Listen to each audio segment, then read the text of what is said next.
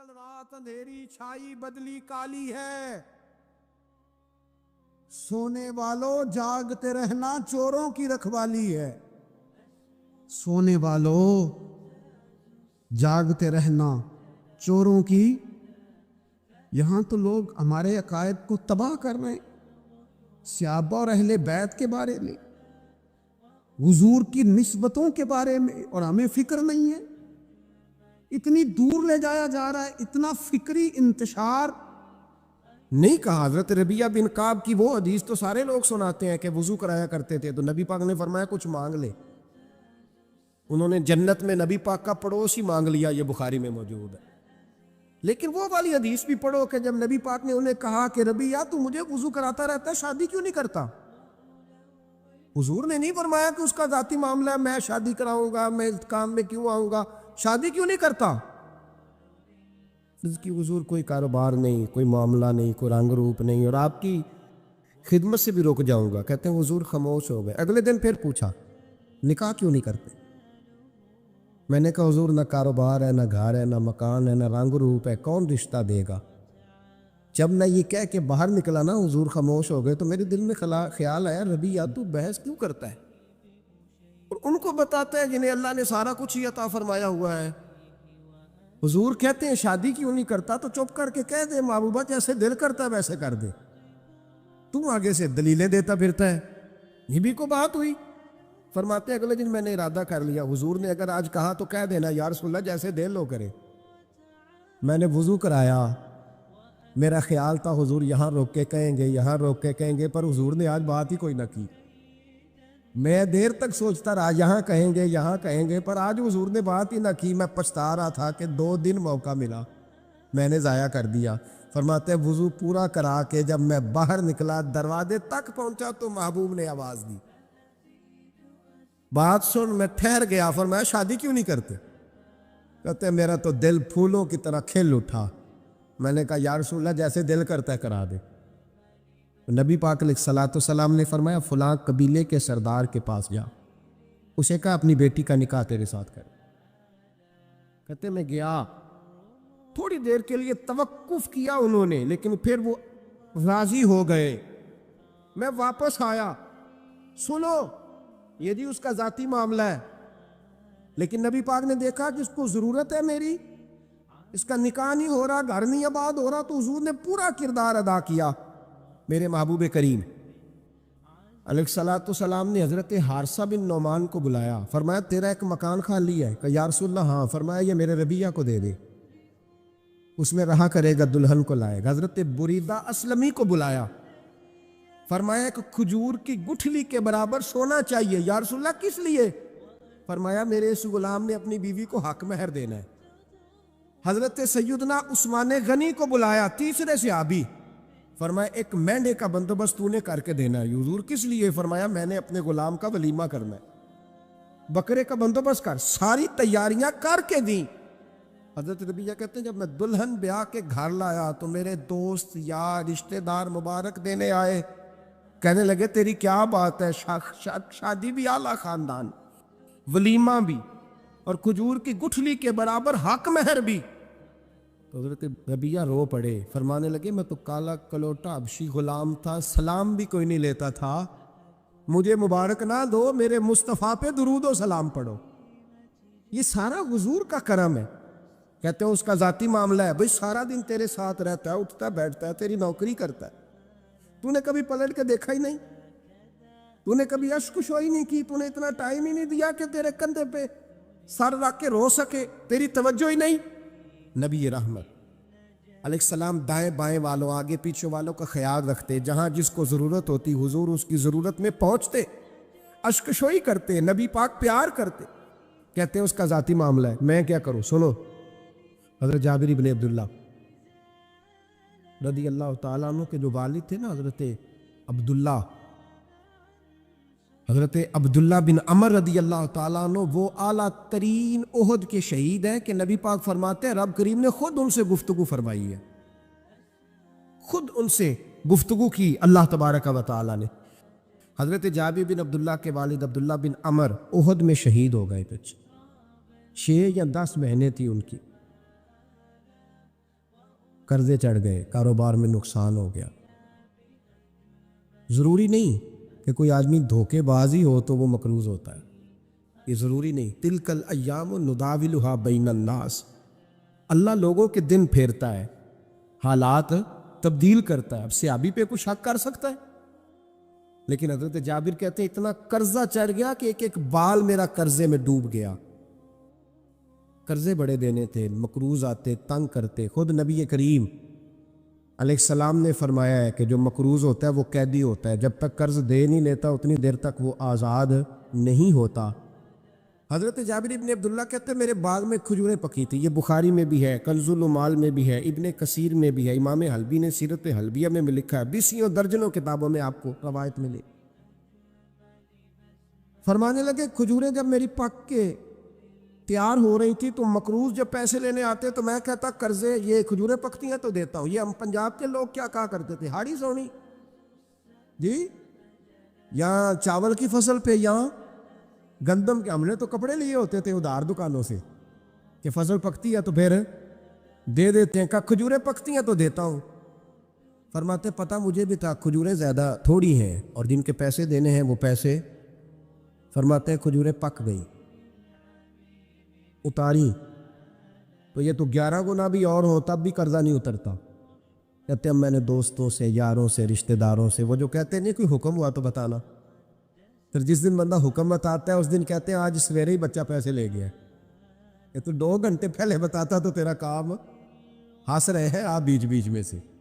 2 گھنٹے بس لیٹ ہیں آپ, بلکہ کئی تو پونے گھنٹے کا ٹائم دیتے ہیں. کہتے پونا گھنٹہ پہلے تو آ جاتا تو تیرا کام بس. اور جب بھی آپ فون کرو سے اگلی دفعہ کریں تو پھر شاید آدھے گھنٹے کا ٹائم دے دیں کہ آدھا گھنٹہ ہو گیا تو لیٹ ہو گیا, ورنہ کام بالکل تیار تھا. اور ہمارے زمانے میں تو دوستی قائم رکھنی ہے تو صرف اس سے رہ سکتی ہے جسے آپ کام نہ بتائیں.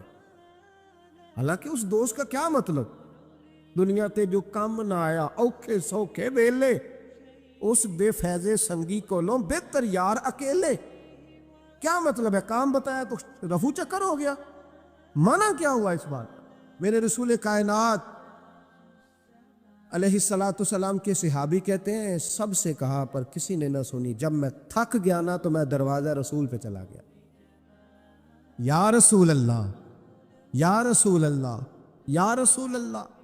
حضور قرضے زیادہ ہیں, کھجوریں کم ہیں, یہودیوں کے پیسے ہیں وہ مانتے نہیں. نبی پاک نے فرمایا ان سے کہو تھوڑے تھوڑے لے لیں باقی پھر دے. حضور نہیں مانتے. حضور کہہ سکتے تھے سلمان جاؤ بات کر کے آؤ, جاؤ بلال, صہیب جاؤ. کون جاتا ہے مقروضوں کی سفارش کرنے, کہتا ہے بھائی میں نہیں بیچ میں آؤں گا, اتنے پیسے اوہ ہو, میں اپنے موبائل فون بند کر جاتے, کو پوچھے نہ. لیکن نبی کریم علیہ السلام نے فرمایا سنو, خود رسول پاک, خود نبی پاک نے, حضور نے فرمایا چل میں تیرے ساتھ چلتا ہوں, چل میں تیرے ساتھ چلتا ہوں. مقروض کے ساتھ, امیر کے ساتھ نہیں, اس کے ساتھ نہیں جس نے پیسے لینے ہیں, بلکہ حضور مقروض کے ساتھ, گرے ہوئے کے ساتھ چلے. چل میں چلتا ہوں. یہودی تک گئے, فرمایا کچھ لے لے, یہ بیچارہ دھوکے باز نہیں الجھ گیا ہے, غربت, کچھ لے لے باقی پھر دے دیں گے. کہنے لگا سارے ہی لینے ہیں. جب اس نے بات نہ مانی تو پھر یہ اللہ کے رسول ہے نا. اعلیٰ حضرت فرماتے ہیں میرے کریم سے گر قطرہ کسی نے مانگا, دریا بہا دیے, دوربے بہا دیے. یہ دوربے کیا ہوتے ہیں؟ یہ مجھے پوچھا تھوڑے دن پہلے ایک شخص نے. آپ سنتے رہتے ہیں نا شعر, آپ تو ترجمہ پوچھتے ہی نہیں نا. کبھی پوچھ لیا کریں کہ اس کا معنی کیا ہے, کبھی پرچی لکھ لیا کریں تاکہ کوئی جب آپ سے پوچھے تو یہ دوربے کیا ہے. لفظ دوربے ہے ہی نہیں. اصل میں اعلیٰ حضرت کو پڑھتے نہیں نا لوگ, تو انہیں پتہ ہی نہیں وہ بات کتنی اعلیٰ. یہ لفظ دوربے نہیں ہے. اعلیٰ حضرت کہتے ہیں میرے کریم سے گر قطرہ کسی نے مانگا, دریا بہا دیے ہیں, دور بے بہا دیے. دور علیحدہ ہے اور بے بہا, دور کہتے ہیں ہیرے کو, ایک معنی ہیرا ہے. دور بے بہا, بے بہا کی تو سمجھ آتی ہے نا. دور بے بہا دیے ہیں یعنی ہیرے بے بہا دیے ہیں اسے. اب سمجھ آئی یہ بات کی, دریا بہا دیے ہیں, دور بے بہا دیے ہیں, یہ معنی ہے شعر کا. تو جب وہ نانا مانا یہودی، تو نبی کریم علیہ الصلوۃ والسلام فرمانے لگے نہیں تو پھر پورے لینے ہیں؟ کہنے لگا جی پورے لینے ہیں۔ حضور فرمانے لگے کل آ جانا، سارے دے دیں گے، پورے پیسے تیرے ملیں گے، تو آ جانا۔ حضرت جابر ابن عبداللہ کو حضور نے فرمایا کھجوریں اتار کے نا تو اپنے باغ میں ڈھیر لگا اور میں آیا۔ حضرت عمر حدیث کے راوی ہے، فرماتے ہیں بس رسول پاک چل پڑے۔ حضور نے کندھے پہ رومال رکھا، حضور چل پڑے۔ کوئی چٹائی نہیں بچھائی، حضرت جابر کہتے ہیں، کوئی صوفہ نہیں رکھا، وہ پھولوں کے ہار نہیں۔ حضور آئے، 2-3 چکر میرے باغ کے لگائے اور کھجوروں کے ڈھیر کے پاس بیٹھ گئے۔ فرمایا بلا جس کے پیسے دینے، بلا، اب تنگی داماں پہ نہ جا، اور بھی کچھ مانگ، بلا۔ فرماتے بندے کو بلایا، حضور نے فرمایا کتنے پیسے؟ حضور اتنے درہم دینار ہے۔ فرمایا کھجوریں تولتا جا اور دیتا جا۔ فرماتے میں دیتا گیا، میں نے کہا حضور اس کے پیسے پورے ہو گئے۔ حضور مسکرا کے فرمانے لگے چل 4-5 کلو کھجوریں اضافی دے دے، کوئی عرض نہیں۔ کہتے ہیں وہ بھی دے دی۔ حضور نے فرمایا بلا دوسرے کو۔ فرمایا اس کو بھی بلایا، تولتا گیا، دیتا گیا، حضور پورے ہو گئے۔ نبی کریم علیہ الصلوۃ والسلام نے فرمایا چل 4-5 کلو کھجوریں زیادہ دے دے۔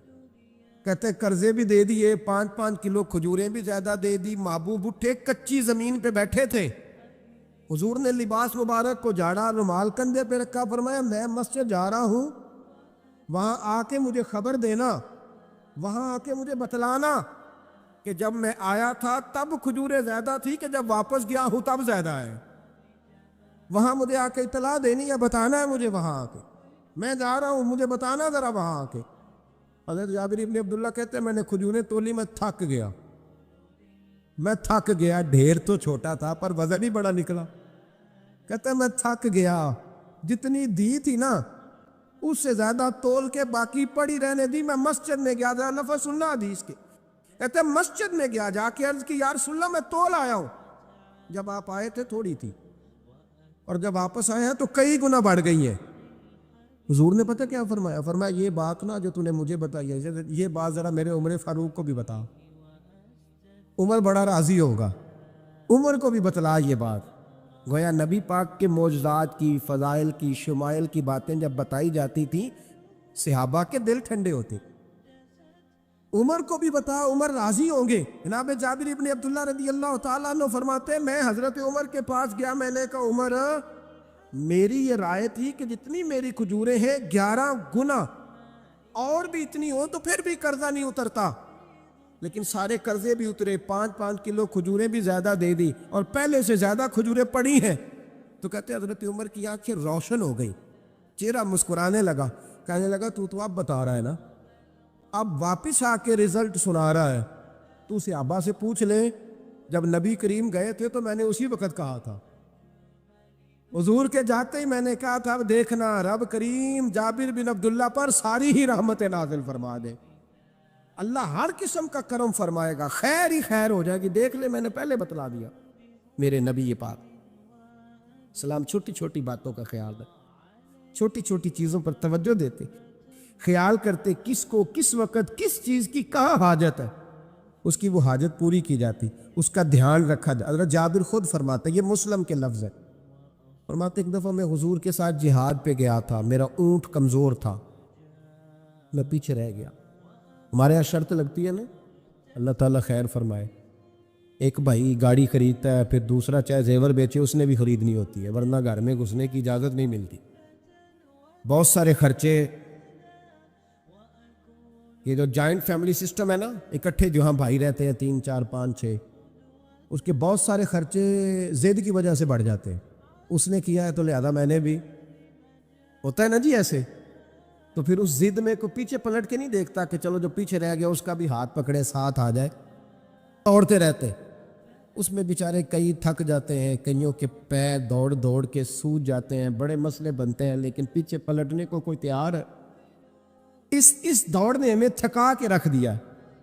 مسلم میں ہے، جناب جابر ابن عبداللہ کہتے ہیں حضور کے ساتھ میں جہاد پہ گیا، واپس آ رہا تھا، میرا اونٹ کمزور تھا، بوڑھا تھا، بیمار تھا، سب لوگ آگے گزر گئے، میں پیچھے رہ گیا، کچھ میں پریشان رہتا تھا غربت سے، تو میں مایوس بھی تھا، ذرا پیچھے رہ گیا، پریشان تھا۔ فرماتے ہیں نبی پاک نے نا 2-3 دفعہ پلٹ کے دیکھا، ادھر دیکھو، میں نے اپنی زندگی میں بڑے لوگ دیکھے ہیں، وہ امیروں میں چلے گئے، پیچھے پلٹ کے انہوں نے غریبوں کو کبھی نہیں دیکھا کہ وہ ایک دوست ہوتا تھا ہمارا جو ماڑا ہے، غریب ہے، پلٹ کے نہیں دیکھا۔ کہتے ہیں نبی کریم علیہ الصلاۃ والسلام نہ آگے گئے، سب سے آگے۔ حضور نے 2 4 5 دفعہ نہ پیچھے پلٹ کے دیکھا۔ جابر ابن عبداللہ کہتے ہیں جب میں نظر نہ آیا تو میرے محبوب کا انداز کریمانہ دیکھیں، حضور اعلانیہ فرمانے لگے، بھئی مجھے جابر نہیں نظر آ رہا۔ بے خبر ہو جو غلاموں سے، واقعہ کیا ہے؟ واقعہ کیا ہے؟ یہاں ہمارے استاد جب یہ حدیث پڑھا رہے تھے نا، یہ حدیث پڑھا رہے تھے تو اچانک رونے لگ گئے۔ میں نے کہا حضور کیا ہوا، رو کیوں پڑے؟ تو کہنے لگے یار سوچتا ہوں جو محبوب جہاد سے واپسی پر اپنے غلاموں کو نہیں بھولے، وہ میدان محشر میں کیسے بھول جائے؟ وہ وہاں بھی پوچھیں گے فلانا کدھر گیا، فلانا کدھر گیا، ایک ایک کا نام لیں گے۔ حضور نام لیں گے ہماری موج بن جائے گی۔ نبی کریم نے پلٹ کر کے دیکھا، جابر نہیں نظر آ رہے۔ حضور ان کا اونٹ کمزور ہے، پیچھے رہ گئے۔ حضور نے یہ نہیں فرمایا کہ ذرا آہستہ کرو ساتھ، یہ نہیں فرمایا، بلکہ نبی پاک نے فرمایا تم چلو۔ قافلہ چلتا رہا، حضور نے گھوڑا پیچھے کی طرف موڑا، سب سے پیچھے آئے۔ جناب جابر کہتے ہیں پیچھے میرے پاس۔ اس حکمت کو آپ سمجھیں، حدیث کے لفظوں پر آپ غور کریں۔ ایک کہہ کے کہنا ذرا اس کو میرے پاس لاؤ، یہ بات اور ہے، ذرا آہستہ ہو جاؤ، وہ بھی ساتھ مل جائے۔ لیکن یہ معنی اور ہے کہ غریب جہاں بیٹھا ہے اس کے پاس خود چل کے جانا۔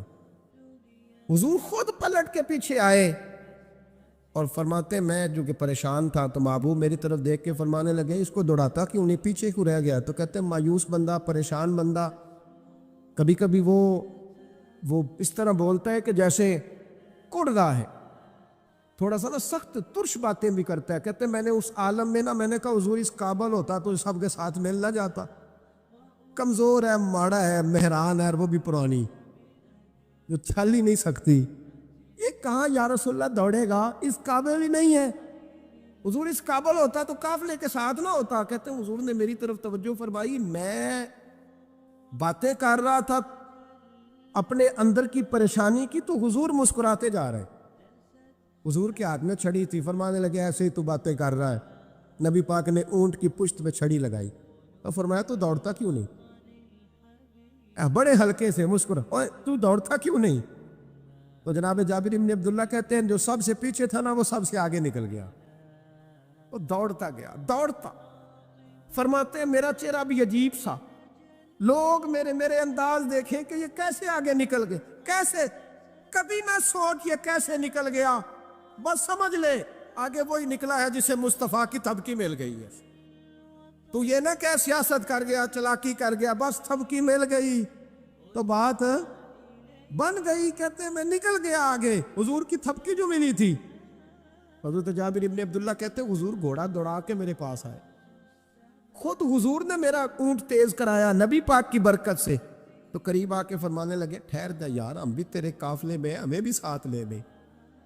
فرماتے اب تو میں رو ہی پڑا کہ خود بھیک دے، خود ہی کہے منگتے کا بھلا ہو، ٹھہر جا یار ہمیں بھی ساتھ لے لے۔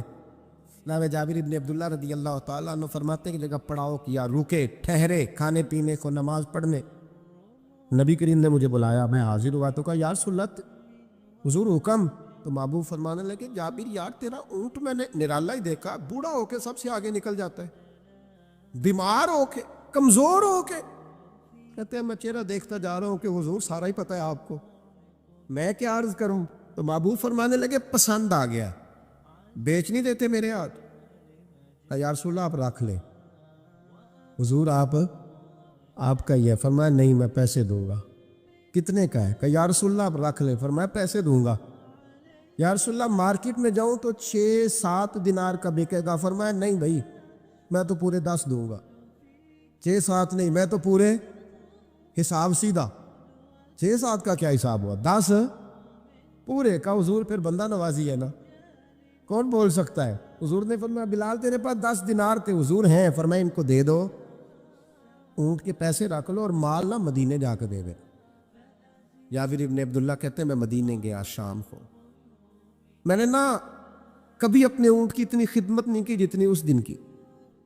میں نے اسے بڑے پیار سے نہلایا، میں نے نئی رسی خرید کے اسے نکیل ڈالی، آج محبوب کی بارگاہ میں لے کے جانا ہے۔ کہتے ہیں تیاری کر کے نا، تیاری پوری تیاری کر کے، تن تندور ہڈاں دا بالن تے اسی ہاواں نال تپایا، کپ کپ مکیاں پیڑے کیتے، عشق پلے تھل لایا، تن دا سالن تے من دی ہانڈی، اتو نون صبر دا پایا، غلام فریدا وے میں ساری تیری، تینوں اجے یقین نہیں آیا۔ کہتے ہیں اسے بڑے پریم سے، بڑی محبت سے سجا کے، سوار کے، نکھار کے، تیار کر کے میں نبی کریم کی بارگاہ میں لے کے گیا۔ ظہر کی نماز پڑھ کے حضور نکلے، میری طرف دیکھا، میں نے کہا حضور پیسے لے لیے تھے، یہ آپ کا سامان ہے، مال ہے؟ کہتے حضور نے نکیل تھامی، میں واپس پلٹا، ابھی گلی کی نکر مڑا نہیں تھا، حضور نے آواز دی، جابر ذرا سن تو صحیح۔ کہتے میں واپس آیا ہوں تو حضور مجھ سے باتیں کرنے لگے، فرمانے لگے یہ میرا اونٹ ہے، اسے کمزور اور بوڑھا نہ سمجھنا، کبھی جانوروں میں دوڑا کے دیکھنا، سب سے آگے نکل جاتا۔ اور کریم محبوب فرمانے لگے 6-7 دینار کا نہ سمجھنا، میں نے پورے 10 دینار کا خریدا۔ اور پھر حضور پھر مسکرائے، فرمایا جابر تمہیں پتہ ہے تحفہ لینے دینے سے محبت بڑھتی ہے؟ حضور ہاں۔ فرمایا رکھ لو، میں تمہیں تحفے میں دینا چاہتا ہوں، رکھ لو، میں تحفے میں دینا چاہتا ہوں۔ جناب جابر ابن عبداللہ کہتے ہیں میں واپس لوٹ رہا تھا، رو رہا اور کہہ رہا تھا جیسا نبی اللہ نے مجھے دیا، جیسا رسول اللہ نے، سب سے اولا ہو اعلیٰ ہمارا علم۔ آنکھیں بند کر کے جھوٹ کی زندگی جی کے، اپنے ساتھ بددیانتی کر کے، دھوکہ دے کے، اپنے آپ کو دائیں بائیں، اپنے آپ کو کہیں مصروف رکھ کے کچھ وقت ضائع تو کر لیتے ہو، پر تمہیں پتہ تو ہے نا کہ عبادت اللہ کی کرنی، تمہیں اس کی خبر ہے۔ اور میرے رسول پاک علیہ وسلم نے فرمایا بندہ اللہ کے سب سے قریب اس وقت ہوتا ہے جب وہ سجدے کی حالت میں ہوتا ہے۔ کس کے قریب ہوتا ہے؟ اللہ کے سب سے قریب ہوتا ہے، وہ بڑا نیڑے ہے رب کے، بڑا قریب ہے، اس لیے کہ وہ حالت سجدہ میں، وہ جب سجدے کرتا ہے نا، اس کی بارگاہ میں جب جھک جاتا ہے۔ آپ ذرا سجدے کی کیفیت دیکھیں نا، زبان بھی یہاں ہے، آنکھ بھی یہاں ہے، کان بھی، عقل بھی ساری، اس نے سارا کچھ رکھ دیا سجدے۔ آپ وہ کبھی پیچھے جائیں تو دیہاتوں میں کہا جاتا تھا ناک سے نکیریں نکالو، بہت بڑی سزا ہوتی تھی نا، ناک سے نکیریں نکالو، بڑی سزا ہوتی تھی۔ تو اس نے کہا مالک مجھے کسی نے کہا نہیں، پر دیکھنا میں نے رکھ دی ساری عقل سجدے میں، اور رکھ کے کہا کیا سبحان ربی یا اللہ، اللہ میں پست ہوں تو اعلیٰ، اللہ تو میرا رب ہے اور تو سب سے اعلیٰ اتنا۔ اور فرمایا جب یہ اس کیفیت میں ہوتا ہے تو پھر یہ اپنے رب کے قریب ہوتا ہے۔ میرے نبی کریم علیہ الصلاۃ والسلام نے مصلی سے دل لگانے کا درس دیا، حضور نے توجہ دلائی، صحابہ اس ذوق کے حامل لوگ تھے، وہ کوشش کرتے تھے۔ جناب صدیق اکبر رضی اللہ تعالیٰ عنہ کا عبادت کا مزاج ہمیشہ قائم رہا۔ حضرت عمر فاروق ساری رات اللہ کے حضور کھڑے رہے۔ حضرت عثمان غنی رضی اللہ تعالیٰ عنہ عشاء کی نماز پڑھ کے 2 رکعتوں کی نیت باندھتے تھے، 15 سپارے پہلی رکعت میں پڑھ دیتے اور 15 سپارے قرآن مجید کے دوسری رکعت میں پڑھ دیتے۔ آپ نے نا حضرت عمر فاروق کے وصال کے بعد ان کی ایک بیوہ سے نکاح کیا، حضرت عثمان غنی نے نکاح کیا۔ وہ خاتون آپ کے نکاح میں آئیں تو عرض کرنے لگی امیر المومنین میرے لیے اعزاز تو بہت ہے کہ میں امیر المومنین کی بیوہ تھی تو امیر المومنین کی منکوحہ ہو گئی ہوں، لیکن حضور نہ تو میں جوان ہوں کہ میرے اندر رغبت ہوتی اور نہ میں اب اس قابل ہوں کہ کوئی خدمت کر سکوں، میرے ساتھ نکاح کی وجہ کیا بنی؟ عثمان غنی رو پڑے، فرمانے لگے میں نے عمر فاروق کو مسجد میں اپنے رب سے ڈرتے ہوئے دیکھا، میں نے اسے روتے ہوئے دیکھا، عدل کرتے دیکھا، انصاف کرتے دیکھا، امت کی خیر خواہی کرتے دیکھا۔ تمہارے ساتھ نکاح اس لیے کیا ہے کہ تم مجھے یہ بتاؤ کہ عمر فاروق گھر کے اندر اپنے رب کو کیسے راضی کرتے، گھر کے اندر کیسے راضی کرتے تھے، وہ طریقے بتلاؤ، تم بتاتی جانا اور میں بھی اسی طرح گھر میں عبادت کروں۔ جس گھر میں اللہ کا ذکر ہوتا ہے وہ گھر زندوں کا ہے، اور جس گھر میں رب کریم کا ذکر نہیں ہوتا وہ گھر زندوں کا نہیں ہے۔ گھر نا ہم نا کتابوں میں پڑھتے ہیں کہ بزرگ کہتے ہیں، حضرت فضیل بن عیاض کہتے ہیں کہ میں ایک گلی سے گزر رہا تھا تو گھر کے اندر کسی قاری صاحب نے قرآن کی آیت پڑھ دی، وَلِمَنْ خَافَ مَقَامَ رَبِّهِ جَنَّتَانِ۔ میں تو میرے کانوں سے ٹکرائی تو اللہ نے میری کایا ہی پلٹ دی، میں توبہ کر گیا۔ اب گھر کے اندر سے آواز آئے تو صحیح نہ تلاوت کی، پر اندر سے آواز آتی نہیں، یا ڈیک بجنے کی آواز آتی ہے، یا ٹی وی چلنے کی آواز آتی ہے، یا دھوم مچانے کی آواز آتی ہے۔ عبادت کا وہ جو خاص شوق تھا، وہ جو حسن تھا، وہ جو توانائی، وہ جو بات۔ ایک جگہ پہ ہم بیٹھے تھے تو وہاں ایک صاحب آئے اور انہوں نے آتے ہی کہا کہ مہربانی کریں ذرا مجھے مصلی دے دیں، میرے میں کچھ نفل رہ گئے۔ تو میں نے وضو کر لیا تو کوئی مصلی مل جائے، مصلی انہیں دے دیا گیا، وہ مصلی لے کے چلے گئے۔ تو پیچھے ایک صاحب نے تبصرہ کیا کہ انہوں نے کتنا ریاکار بندہ ہے، لوگوں کو دکھا رہا ہے کہ میں نفل پڑھتا ہوں، ہے کو بات کرنے والی۔ میں نے اسے کہا، میں نے کہا تو مہربانی کرنا، اس طرح کی ریاکاری تو بھی کر، پکڑ مصلی اور جا تو بھی تھوڑی ریاکاری کر کے آ، اٹھ ذرا، شکر کر کوئی یہ ریاکار بھی ملا ہے، کوئی نفل پڑھ کے ریاکاری کر رہا ہے۔ اللہ کا میں کہتا ہوں کو پڑھے تو صحیح نہ، یا یہ کوئی دور ہے نفل پڑھنے کا؟ اس میں تو لوگوں کا مزاج ہی نہیں، طبیعت ہی نہیں۔ میں نے کہا چل مہربانی کر یہ دے مصلی اور تو بھی جا تھوڑی سی ریاکاری کرو تو صحیح نا، مزاج ہی نہیں، ذوق۔ جمعے کی نماز پڑھ کے یوں دنیا بھاگتی ہے، او ہو پتہ نہیں کون سی پیچھے آگ تھی جو بجھائی جائے گی۔ اور آج تک لوگ مسئلہ پوچھ رہے ہیں کہ جمعے کی بعد والی سنتیں کتنی ہوتی ہیں۔ میں نے کہا کتنے سال ہو گئے جمعہ پڑھتے، کتنے سال ہو گئے، ابھی تک سنتوں کا نہیں پتہ، ابھی تک نہیں علم کے پہلے کتنی رکھتے ہیں اور بعد میں کتنی رکھتے ہیں۔ فجر کی سنتیں کب پڑھنی چاہیے؟ سنو فجر کی سنتوں کے بارے۔ میرے رسول کریم سید عالم صلی اللہ تعالیٰ علیہ وسلم سے ایک صحابی نے پوچھا تھا، حضور میری فجر کی سنتیں رہ گئیں یا رہ جاتی ہیں تو حکم کیا ہے؟ کیا انداز ہے حضور کا، بخاری مسلم کے لفظ سنو۔ حضور سید عالم صلی اللہ علیہ وسلم فرمانے لگے، اس نے کیا پوچھا تھا؟ حضور جواب کیا دیتے؟ فرمایا فجر کی سنتیں کبھی نہ چھوڑنا، فجر کی پہلی 2 سنتیں کبھی نہ چھوڑنا۔ یا رسول اللہ صلی اللہ تعالیٰ علیہ وسلم میری رہ گئی ہیں، رہ جاتی ہیں۔ فرمایا فجر کی 2 سنتیں نہ چھوڑنا، فرمایا فجر کی پہلی 2 سنتیں مجھے دنیا اور دنیا کے اندر جو کچھ ہے وہ سب سے زیادہ پیاری ہے۔ فجر کی 2 سنتیں دنیا اور دنیا میں جو کچھ ہے مجھے وہ سب سے زیادہ پیاری ہے، اس لیے فجر کی سنتیں نہ چھوڑ۔ اپنا ذوق، اپنی طبیعت، ہم نے نا ذوق غلط بنا لیا۔ اگر 20 بندے کہہ بھی دیں گے تو نے بڑی شاندار تلاوت کیا تو کیا اس سے بنے گا؟ 100 بندہ کہہ بھی دے تیری کیا بات ہے، کیا بات ہے نعت خاں کی، کیا بات ہے علامہ صاحب کی، پیر صاحب، پیر مہر علی شاہ صاحب رحمۃ اللہ علیہ۔ آپ تشریف فرماتے تو آپ کے ایک ہی بیٹے بابو جی جن کو کہا جاتا ہے، جس دن صاحبزادے پیدا ہوئے تو خادم نہ وہاں سے نکلا۔ ان لوگوں کے شوق اور طرح کے تھے نا، تو ان کی توجہ بھی اپنے شوق کی طرف رہتی۔ تو خادم نکلا اندر سے، پیر صاحب مبارک ہو، پیر صاحب مبارک ہو، پیر صاحب مبارک ہو، پیر صاحب مبارک، وہ شور کر رہا ہے۔ تو پیر صاحب کو وجد ہو گیا، اللہ اکبر، اللہ اکبر، اللہ، کیا ہوا؟ کس کی مبارک دے رہے ہو؟ اس کی حضور اللہ نے بیٹا دیے۔ تو آپ فرمانے لگے اچھا حضور آپ کیا ہوا، آپ تو پریشان ہو گئے۔ فرمانے لگے جب تو نے 3 دفعہ کہا نا مہر علی کو مبارک ہو تو میں سمجھا تھا شاید تجھے کسی نے بتا دیا ہے کہ مہر علی سے اللہ راضی ہو۔ میں سمجھا تھا کہ شاید تو یہ خبر لے کے آیا ہے کہ کسی نے بتایا ہے کہ مجھے آج خبر ملی ہے کہ مہر علی سے رب اچھا پتر ہوا ہے، الحمدللہ اللہ کا شکر ہے۔ اور میرے لیے مبارک کا دن وہ ہوگا جب میرا رب کہے گا کہ میں مہر علی سے راضی، میرے محبوب کہیں گے کہ میں مہر علی سے، آپ بات کو سمجھیں۔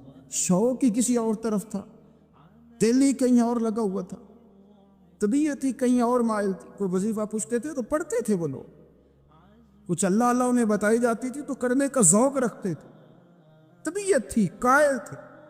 حضرت ربیع کہتے ہیں میں بڑی دور سے سفر کر کے گیا حضرت اویس کرنی سے ملنی، بڑی دور سے، اور جب میں پہنچا تو فجر کا وقت تھا، تو حضرت اویس کرنی کو میں نے پا لیا، تو وہ نماز پڑھ کے نا قرآن شریف لے کے بیٹھ گئے۔ فرماتے ہیں اشراق چاشت کا وقت ہوا تو نفلوں کی نیت باندھ لی۔ محدث ابن الجوزی نے لکھا ہے، فرماتے ہیں پھر جب زوال کا وقت ہوا تو مسجد میں جھاڑو دینے لگ گئے۔ زور کی نماز پڑھ کے تو عصر کی تیاری تک وہ مسجد میں بیٹھے رہے، اور میرے نبی پاک علیہ السلام نے فرمایا جو نماز کے انتظار میں بیٹھا ہو وہ نماز ہی میں ہے، وہ نماز ہی میں ہے۔ فرمایا میری دنیا، میری امت کی جو رہبانیت ہے نا وہ اتنی ہے کہ نماز کا انتظار کرے، اذان کے بعد نماز کا یہ راہب ہے، یہ اس وقت چھوڑ کے بیٹھے ہیں ذرا۔